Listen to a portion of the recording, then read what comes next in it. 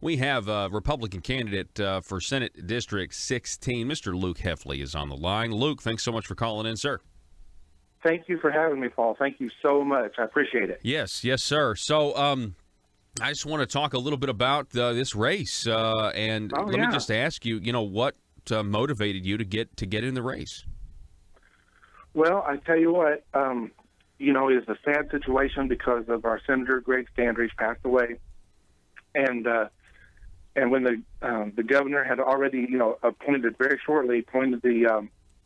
the election time, then I just, some people had contacted me and I talked around, and I've always been in politics. I've liked to pay attention to what we're doing, what the government's doing. And, I worked in Governor Huckabee's office for about 3 years down in Little Rock, and I have a lot of experience down there. And so when this happened, I thought, you know what, my children, my daughters have grown up, and so they're in college. One's graduating from high school, and so I just thought, well, why not? Yeah, I mean, and that's a a good, a reason. I think a lot of people end up in that position as well. So, how do you see Arkansas politics right now? How does that shape up for you? Well, that's a good question. I do see the stuff like you were talking about earlier in the show. That's kind of going to come down the pipe. That's kind of crazy what's going to happen on those, undercover wires and all that stuff. That could be explosive. We could be making the national news quickly. You never know. Yeah. That's true. And a lot of people have been, watching this situation unfold for a long time. And the thing is, honestly, most people will only talk anonymously or off the record and that sort of thing. And so it's, it's kind of frustrating. But, I mean, everybody's on edge. I mean, for a long time, people thought, hey, is that guy wearing a wire? Is that guy wearing a wire? And so there just seems to be a lot of potential corruption. I don't know whether anything will actually happen. We don't know that for sure.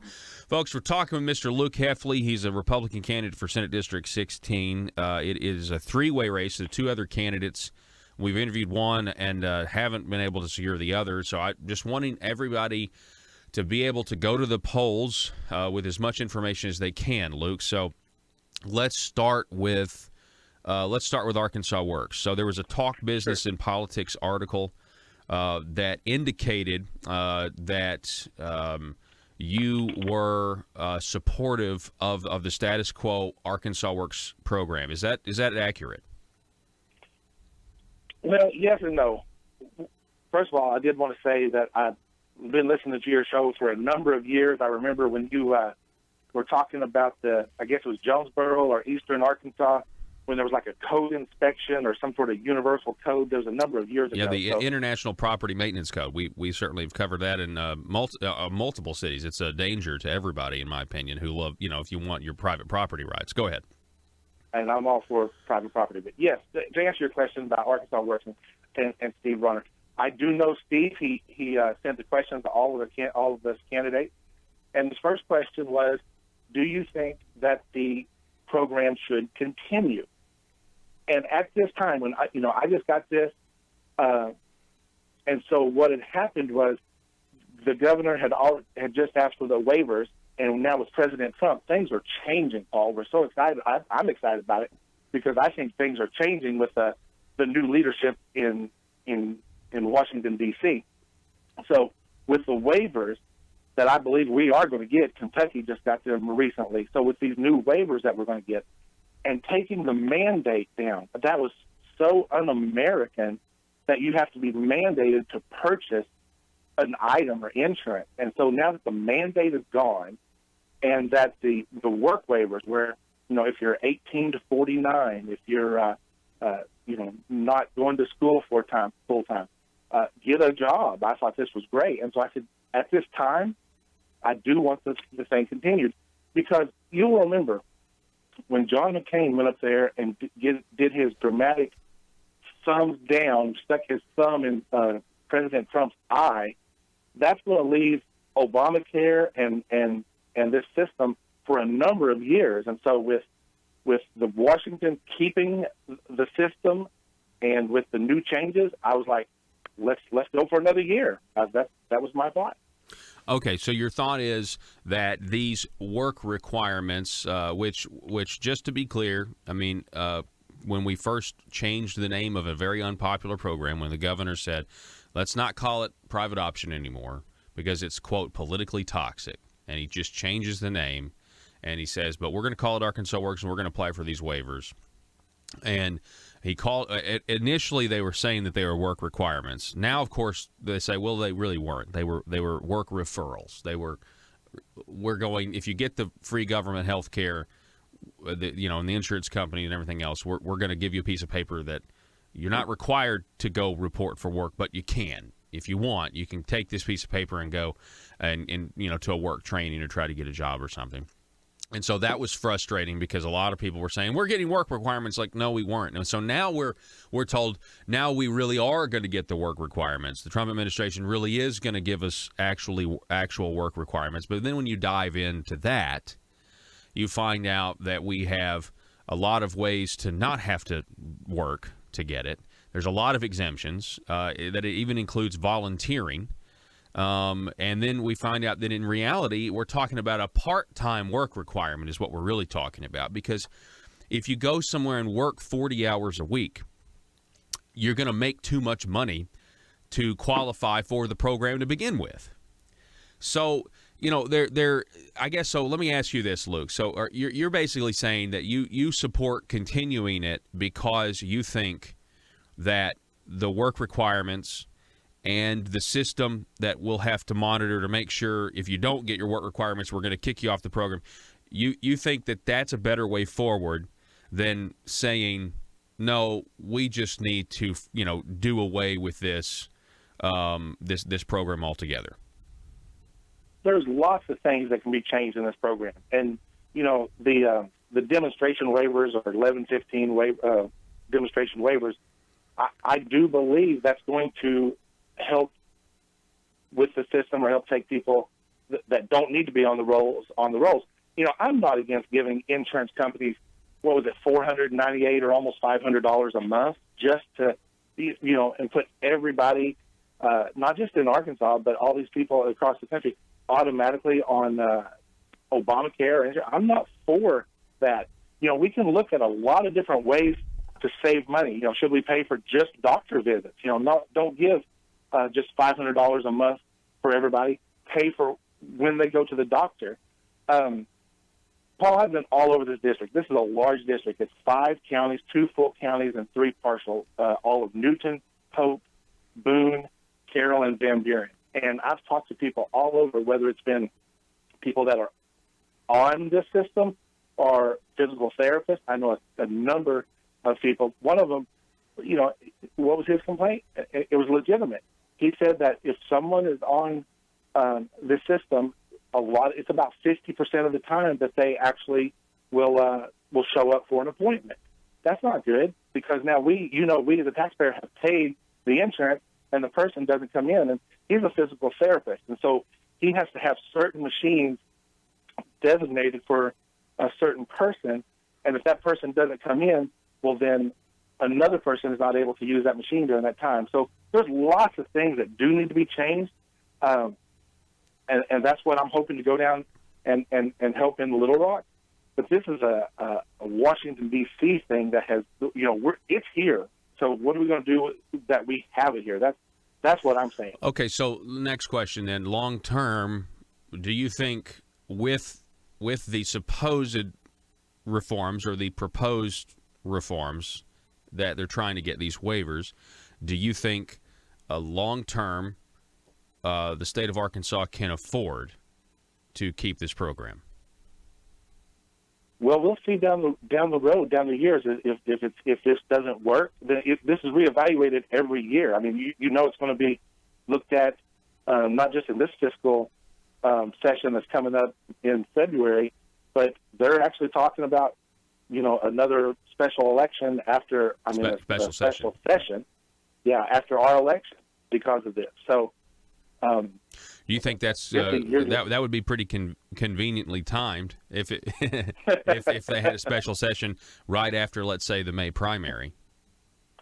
Well, I'll just tell you this: I don't have any PAC money or special lobbyist on my disclosure form. There, you know that. Right, so right. Yeah, we definitely cover that. I did see Mike Huckabee's name on there, so I guess that's because you guys do have a good relationship.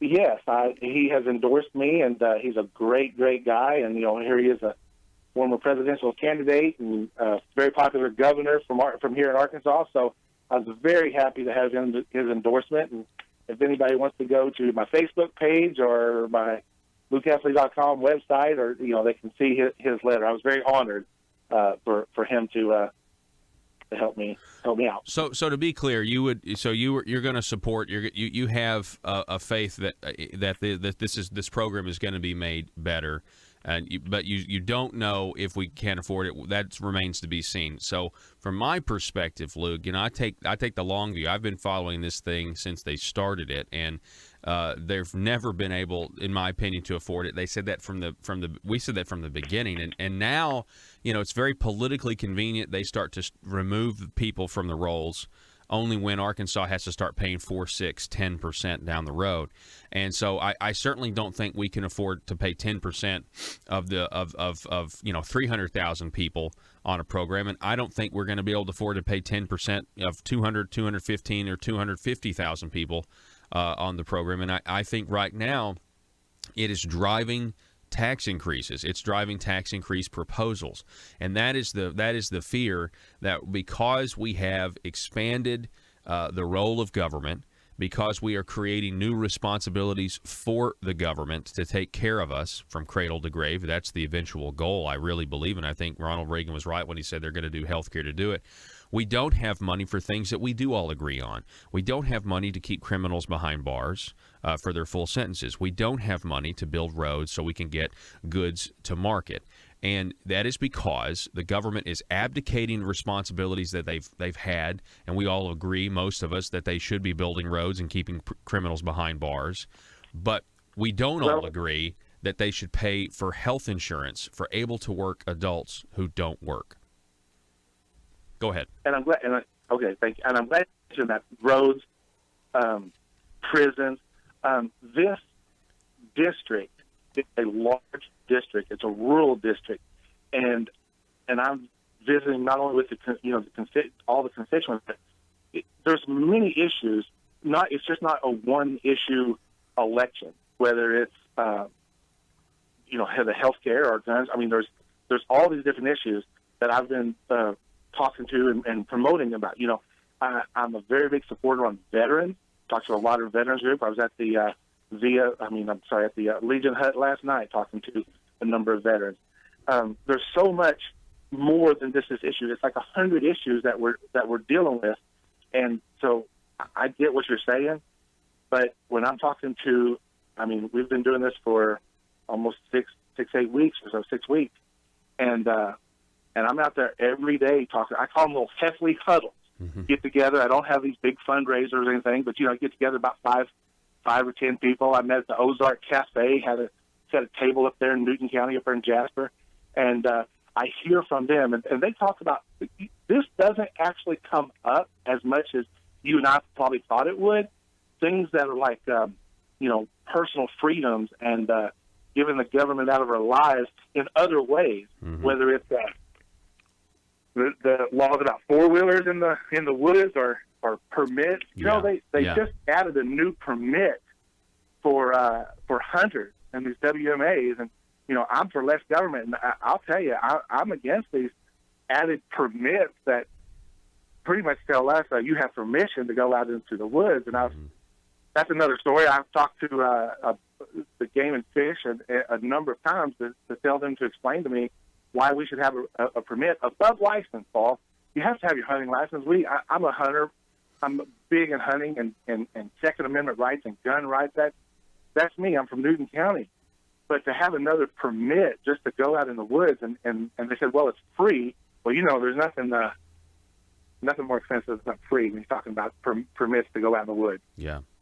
Well, So, you're definitely right. There are other issues. And there are other Yes, issues sir. that are important. Yes, sir. The issue is, to me, the biggest issue is the budget, and it's where you have the most.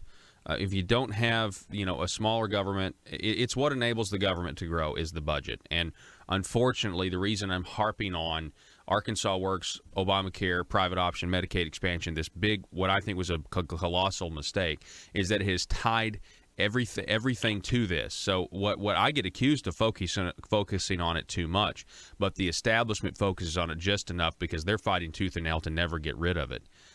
They just don't. They don't ever want. They're not talking about it as much, but it's the underlying current down there that everything, all of our resources are tied up because we've done this, and so. But Luke, I do appreciate you coming on the program, and I wish you the best of luck, sir. And I think it's a big deal when anybody throws their hat in the ring, and volunteer for public service.